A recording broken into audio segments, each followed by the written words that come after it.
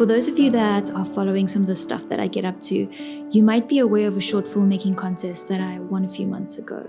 And amongst all the incredible items of equipment that I won this cinema lens, the DZOFILM Pictor Zoom 20 to 55mm t2.8 cine lens. And with this, I invested in a new camera and another lens for some photography work. And despite having a new Sigma that I could take photos, taking advantage of the autofocus with, I found myself wanting to learn as much as I possibly can, or as much as possible, about my cine lens. Now, not having insurance for my stuff yet, I found I was too nervous to take the stuff out, and after growing desperate for more, after filming a bunch of stuff around my home, using the combination of the Lumix remote app, that's remote shutter, and the delayed shutter on my camera, I started taking photos of myself.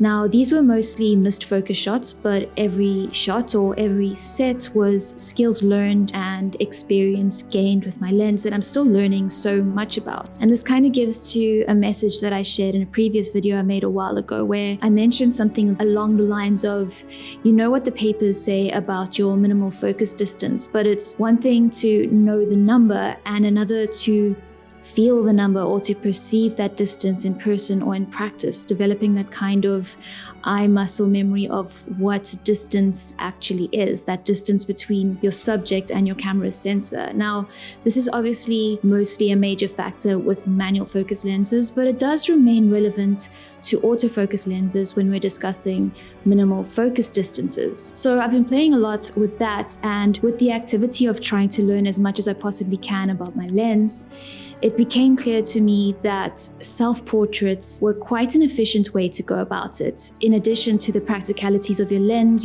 focus distance, softness and sharpness characteristics, you can learn a lot about what you as a viewer are drawn to in a portrait and what types of portraits you like more or less, what types of poses and colors and lighting make a portrait unappealing or appealing to you, and what practical features help them become more art. So the act of getting practice with my lens became more than just that. And beyond those practicalities, I found that the more comfortable I'm becoming, or the more comfortable I become at being intimate myself with the lens and expanding on that intimacy by putting these photos out there, sharing them with friends and putting them on social media, the more comfortable I'm becoming with the intimacy of photography as an individual that photographs people from time to time. So after taking these self-portraits, I photographed a friend, and I found that I was more comfortable than usual with the added bit of intimacy that comes with trying to have a photo that isn't candid but still captures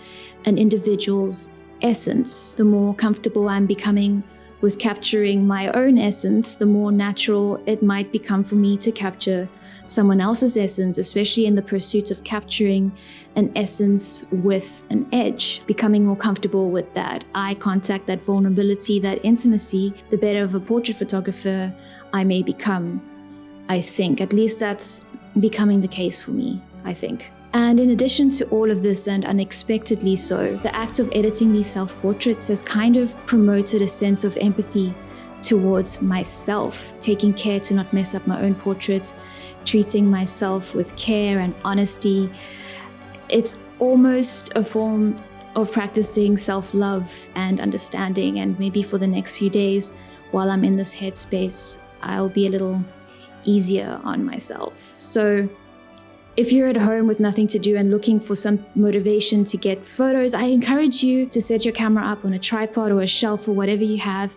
Even if the only camera that you have is your phone, play some music that you love and experiment with self-portraits. Play with the boundary that divides or separates what makes a standard Instagram pose from what makes the image feel more like art, or dare I say, fine art.